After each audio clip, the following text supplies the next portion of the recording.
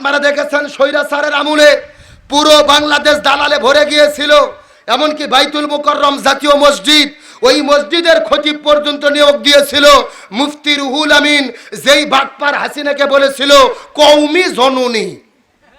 নাউজুবিল্লাহ কোন? যেই হাসিনা হাজার হাজার কওমি ছাত্রদেরকে শাপলা চত্বরে গুলি করে শহীদ করলো, আর ওই হাসিনাকে নিয়ে যায় ঢাকা সমাবেশে কওমি জননী উপাধি দিয়েছিল এই রুহুল আমিন জাতীয় মুনাফিক। এই হাসিনাকে কওমি জননী বলার মাধ্যমে কওমি মাদ্রাসার লক্ষ ছাত্রর সঙ্গে গাদ্দারি করেছে, আজকে হাসিনার দালালি করেছে। আবার গত শুক্রবারে দেখেছেন গোপালগঞ্জ থেকে ভাড়াটিয়া লোক এনে মুসল্লিদের উপরে হামলা করেছে। আমরা বলতে চাই আল্লাহর শুকরিয়া, আজকে সন্ধ্যের দিকে নিউজ দেখেছি তার খতিবের পদ থেকে তাকে বাতিল করে তার চাকরি ক্যান্সেল করে দেওয়া হয়েছে। আল্লাহু আকবার বলেন। আমরা এটাই চাই। তবে ধর্ম উপদেষ্টাকে বলবো, এতদিন পরে তাকে চাকরি থেকে বাদ দিলেন কেন?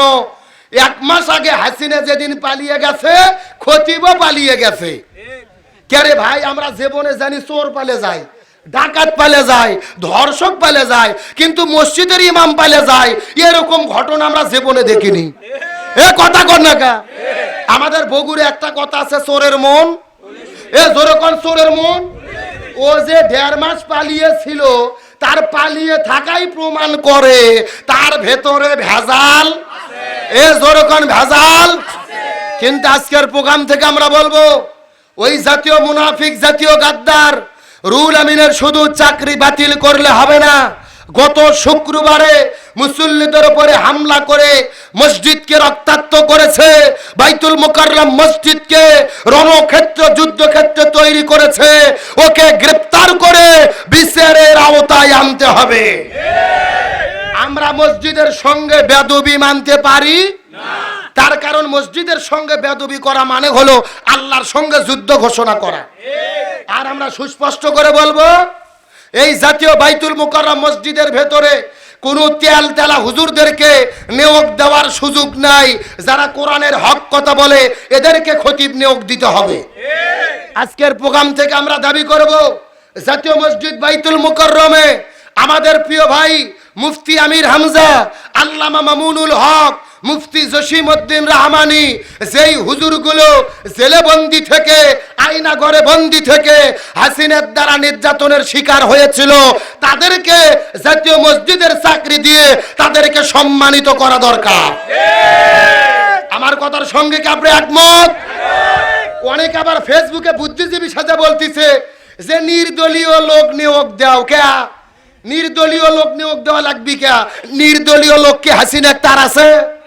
এ কথা কর না কা? বরং হাসিনার বিরুদ্ধে হক কথা বলতে গিয়ে যারা জেলে বন্দী ছিল এদেরকে সম্মান দেওয়া দরকার। আমার প্রিয় ভাই মুফতি আমির হামজা, আল্লামা মামুনুল হক, মিজানুর রহমান আজহারি দেশ ছেড়ে গেছে এই যন্ত্রণায় পড়ে, প্রয়োজনে আজহারিকে ইমাম নিয়োগ দেন, আমির হামজাকে দেন। আমরা কোন তেল তেলা হুজুরকে আর জাতীয় মসজিদে চাই। আমরা হক্কানি আলেমদের মাধ্যমে জাতির দুর্দিনে কোরআনের হক কথা শুনতে চাই কি চাই না? আপনাদের কি কষ্ট হচ্ছে? রাগ করতেছেন? ওই হাসিনা পালিয়ে গেছে, কোনো ষড়যন্ত্র বন্ধ হয় নাই। তার ষড়যন্ত্রের মধ্যে সর্ববৃহৎ ষড়যন্ত্র ছিল, এই জমিন থেকে তিনি লক্ষ্য করেছিল বাংলাদেশের সবচাইতে শক্তিশালী ইসলামী দল হলো বাংলাদেশ জামাত ইসলামী। এই জন্য তিনি পালিয়ে যাওয়ার 4 দিন আগে জামাত ইসলামকে নিষিদ্ধ করেছিল। কিন্তু আল্লাহর কোরআন বলেছে না, ইউরিদুনা লিইউতফিউ নূরাল্লাহ বিআফওয়াহিহিম ওয়াল্লাহু মুতিম্মু নূরিহি ওয়ালাউ কারিহাল কাফিরুন। কাফিররা যতই ষড়যন্ত্র করুক না কেন, এই জমিন থেকে দ্বীনের আলোকে নিভে দিতে পারবে না। দ্বীনকে বিজয় করবে কে?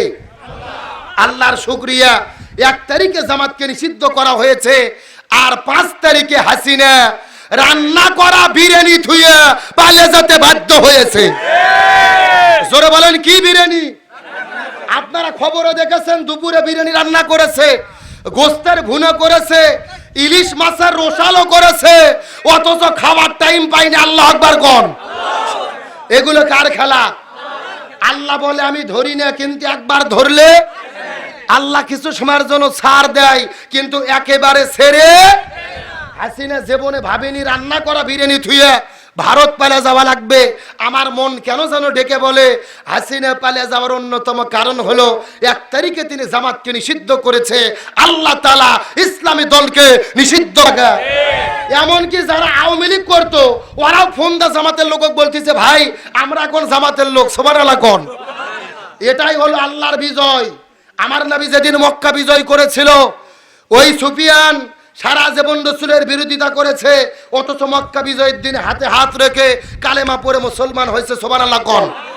এই জন্য আমরা তাদের বিরুদ্ধে দাঁড়াবো না। তারা যদি তওবা করে ফিরে আসে তাদের বিরোধিতা করব না, কারণ ইসলাম কায়েম করতে গেলে বিরোধিতা করে লাভ নাই। ইসলাম কায়েম করতে গেলে আমাদের সবাইকে দরকার। কথা বলে না কেন? আজকে একটা তথ্য শোনার পরে সবাই অবাক। ছাত্র জনতা কারা, কাদের মাধ্যমে হাসিনা পালিয়ে গেল? যারা আন্দোলন করেছে 150 জন সমন্বয়ক, তার ভেতরে 108 জনই হলো ইসলামী ছাত্র শিবির। আল্লাহু আকবার বলেন। এতদিন পর্যন্ত তো পরিচয় প্রকাশ করেনি, গতকালকে থেকে পরিচয় প্রকাশ শুরু হয়ে গেছে। ঢাকা বিশ্ববিদ্যালয়ের যিনি শিবিরের সভাপতি সাদিক কায়েম, তিনি তার পরিচয় প্রকাশ করেছে। কেন্দ্রীয় সমন্বয়ক হিসেবে তিনি ছিল। তার মানে বোঝা যাচ্ছে তোমরা যেটা বলেছো শেখ হাসিনা ঠিকই বুঝেছিল। উনি বলেছিল যে আন্দোলন যারা করতেছে এরা সব শিবির। আল্লাহু আকবার কোন। আল্লাহু আকবার। হাসিনা বুঝলেও তো কাম হয়নি। আল্লাহ তাআলার খেলা হলো বড় খেলা। তুমি যেই বলেছো চাকরি মুক্তিযোদ্ধার নাতিপুতি পাবে না, তে রাজাকারের নাতিপুতি পাবে। ঢাকা ভার্সিটির মিছিল শুরু হয়ে গেছে। তুমি কে, আমি কে? রাজাকার। রাজাকার কে বলেছে? স্বৈরাচার। তুমি রাজাকার সারা 16 বছর বলে বলে জামাতকে নিষিদ্ধ করে ট্যাগ লাগায়া দেছো, আর বাংলাদেশের 18 কোটি মানুষ নিজেদেরকে রাজাকার পরিচয় দিয়ে দেশ স্বাধীন করছে। আল্লাহু আকবার বলেন। এখন চতুর্দিকে রব উঠেছে, তুমি কে, আমি কে? শিবির। শিবির। বাংলাদেশ স্বাধীনতার পরে শিবির ছাড়া কোনো আন্দোলন সফল হয়নি। আর হাসিনা তাড়ানোর পিছে অন্যতম ভূমিকা পালন করেছে ইসলামী ছাত্র শিবির। আর যেই ছেলেপেলে গণ অভ্যুত্থান করেছে, আমাদের চাওয়া হলো এই আদর্শের ভিত্তিতে শিবিরের নেতৃত্বেই বাংলাদেশ গঠন হবে ইনশাআল্লাহ। তরুণদের হাতেই বাংলাদেশ নিরাপদ হবে ইনশাআল্লাহ। আরো জোরে বলেন ইনশাআল্লাহ। তার কারণ যুগে যুগে জালেমদের পরাজয় দেয় আর মাজলুমদের কে বিজয় দান করে? আজকে যেখানেই যাবেন শিবির আর শিবির, তার পরিচয় কেউ জানতো না। শিবিরের প্ল্যান শুনলে মাথা নষ্ট হয়ে যাবে। এই সাদিক কায়েম সম্পর্কে তার বন্ধু ফেসবুকে পোস্ট লিখেছে, বলছে 5 বছর আমার সঙ্গে মেসে ছিল, হলে ছিল, ছাত্র ভালো, কিন্তু ও যে শিবির করত আমি বিন্দু মাত্র বুঝতে পারিনি। আল্লাহু আকবার কোন। তাহলে ঢাকা ভার্সিটিতে কতটা জুলুম চলেছে একটা ছাত্র শিবির করে, এটা প্রমাণ হলে ছাত্রত্ব বাতিল করে দিয়েছে, নির্যাতন করেছে, জেলে বন্দি করে দিয়েছে। আল্লাহর রহমত। আমি গর্ববোধ করি বাংলাদেশ ইসলামী ছাত্র শিবিরের আমি সদস্য ছিলাম। ঢাকা কলেজ শাখায় যখন কাজ করেছি, এতটা গোপনে কাজ করতে হতো। প্রত্যেকটা শিবিরের ভাইদের সংগঠনে যাওয়ার পরে নাম পরিবর্তন করা হতো, আসল নাম রাখা হতো না। আমার নাম আব্দুল সালাম, আমার নাম রাখা হয়েছিল আসহাবুন নাইম। আমার জীবনের কথা বলতেছি।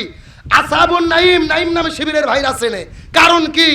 যদি আমি ধরা পড়ি আব্দুল সালাম আর ভার্সিটির সঙ্গে যদি নাম মিলে যায়, সব তারা বাদ দিয়ে দেবে, পড়াশোনা বাদ, স্টুডেন্টের বাতিল করে দেবে। এত জুলুম তারা করেছে। এত জুলুম করার পরেও বিশ্ববিদ্যালয় থেকে শিবিরকে শেষ করতে পারেনি। তার মানে বোঝা গেল শিবির আদর্শিক সংগঠন। এদেরকে আইন করে জুলুম করে বাংলাদেশ থেকে নিশ্চিহ্ন করা যাবে না। আর এদের নেতৃত্বেই বাংলাদেশ গঠন হবে ইনশাআল্লাহ। আলহামদুলিল্লাহ, আল্লাহর শুকরিয়া, আমরা জামাত ইসলামের একটা আমির পেয়েছি। আমিরে জামাত আলহামদুলিল্লাহ কোন? ডাক্তার শফিকুর রহমান। তিনি মানবতার ফেরিওয়ালা। তার মুখের দিকে তাকালে কলিজা ঠান্ডা হয়ে যায়। কি সুন্দর তার কথা, কি চমৎকার তার ভাষা। মানুষ তার বক্তব্য শুনে শুনে কোটি কোটি মানুষ তার ভক্ত হয়ে যাচ্ছে। আলহামদুলিল্লাহ বলেন। গতকালকের আগের দিনে বাংলাদেশের একজন অন্যতম সাংবাদিক খালেদ মহিউদ্দিন, আপনারা চিনে থাকবেন, আমিরে জামাতের একটা টক শো নিয়েছে, সাক্ষাৎকার। প্রত্যেকটা রাজনীতিবিদ, এমপি, মন্ত্রী খালেদ মহিউদ্দিনের কাছে গেলে 6 জগ পানি খায়, কথা বলতে পারে না। অথচ আমিরে জামাত খালিদ চৌধুরীকে বলেছে তোমার যত প্রশ্ন আছে করো, আমি উত্তর দিয়ে দেব। আল্লাহু আকবার বলেন। আমি আপনাদেরকে অনুরোধ করে বলি, এই টক শো, এই সাক্ষাৎকার এখনো যারা দেখেননি, বাড়ির যে ইউটিউব থেকে বের করে দেখে নেবেন কতটা মেধা, কতটা তার বুদ্ধি, শালীনতা, ভাষা শক্তি, কত জ্ঞান। আমার মনে হয় আমিরে জামাতের 1 ঘন্টাকে বক্তব্য শুনলে ও এমনিতেই ভক্ত হয়ে যাবে।